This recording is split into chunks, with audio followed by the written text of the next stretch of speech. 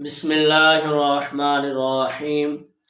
اللہ کا بہت ہی فضل و احسان ہے کہ اس رب نے ہمیں جمعۃ المبارک کا دن عطا کیا۔ یہ بہت ہی فضیلت کا دن ہے، سید الایام کہلاتا ہے، لیکن پھر بھی ہمارے کچھ بعض مسلمان بھائی اس دن کو بھی غفلت میں گزار دیتے ہیں۔ جمعے کے دن کیے جانے والے بہت ہی اہم اور ضروری کام، جن کے حوالے سے بہت سی احادیث وارد ہیں اور ان کا بہت ہی اجر و ثواب وارد ہے۔ پہلا کام، جمعے کے دن غسل کرنا چاہیے۔ غسل کرنا چاہیے، نبی کریم صلی اللہ تعالی علیہ وسلم نے فرمایا جو جمعے کے دن غسل کرتا ہے بالوں کی جڑوں سے بھی گناہ نکل جاتے ہیں۔ اور اسی طرح پاکی کرنا، نظافت اختیار کرنا، یعنی ناخن کاٹنا، مسواک کرنا، اسی طرح جو زیر ناف بال ہیں ان کا کاٹنا، پاکی اختیار کرنا، اور اسی طرح گھر میں موجود ہے تیل لگانا، خوشبو لگانا، اچھے کپڑے پہننا، یہ کام سارے نظافت کے اندر آ جاتے ہیں، زینت اختیار کرنے کے اندر آ جاتے ہیں۔ نبی کریم صلی اللہ تعالی وسلم نے ارشاد فرمایا جو ناخن تراشے، جمعے کے دن غسل کرے، خوشبو لگائے جو میسر ہو، تیل لگائے، تو اس کے ایک جمعے سے دوسرے جمعے کے درمیان جو گناہ ہو گئے تھے وہ بخش دیے جاتے ہیں۔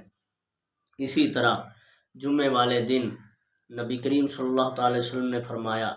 امامہ باندھنے کے حوالے سے، امامہ باندھنے بالخصوص نبی کریم نے ارشاد فرمایا جو جمعے کے دن امامہ باندھتا ہے اللہ اور اس کے فرشتے اس کے لیے درود پڑھتے ہیں، ان پر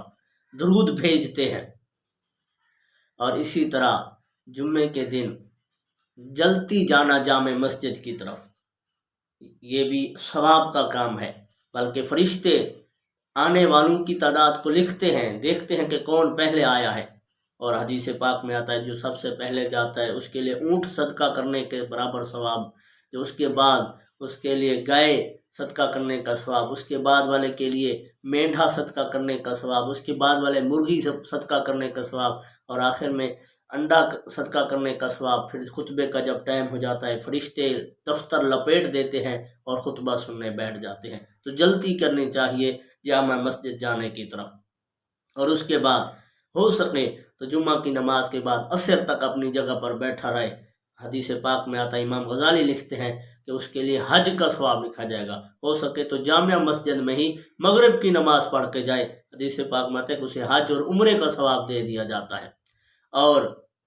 قبروں کی زیارت کرے، جمعے کے دن قبور کی زیارت کرے، اور اس کا وقت صحیح ہے کہ فجر کی نماز کے بعد زیارت کرے، کیونکہ جمعے والے دن جو قبر کی زیارت کرتا ہے اس دن،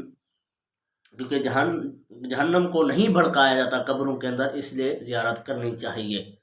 اور بالخصوص اگر والدین میں سے کوئی فوت ہو چکا ہے، دونوں یا ایک، ان کی قبر پر زیارت کرے۔ جو اپنے والدین کی قبر کی زیارت کرے گا جمعے والے دن تو اس کے گناہ بھی بخشے جاتے ہیں اور اسے ماں باپ کے فرما برداروں میں لکھا جاتا ہے۔ اور اسی طرح جمعے کے دن بیمار پرسی کرے، کوئی بیمار ہے، جنازہ حاضر ہے تو جنازہ پڑھے، صدقہ و خیرات کرے،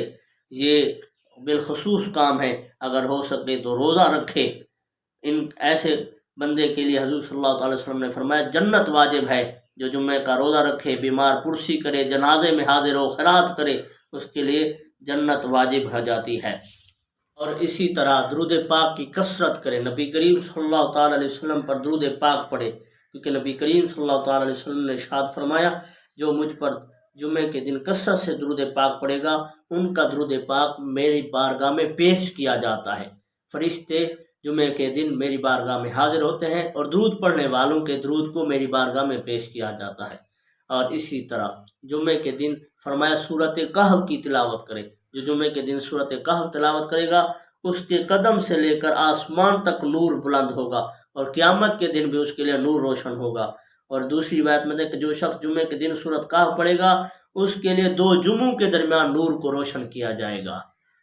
اللہ کی بارگاہ میں کہ اللہ تعالی ہمیں جمعے کے دن کو پورے اہتمام کے ساتھ اور اس کی عظمتوں کو سمجھنے کی توفیق عطا فرمائے، اور اس کی عظمتوں کا خیال رکھنے کی بھی توفیق عطا فرمائے۔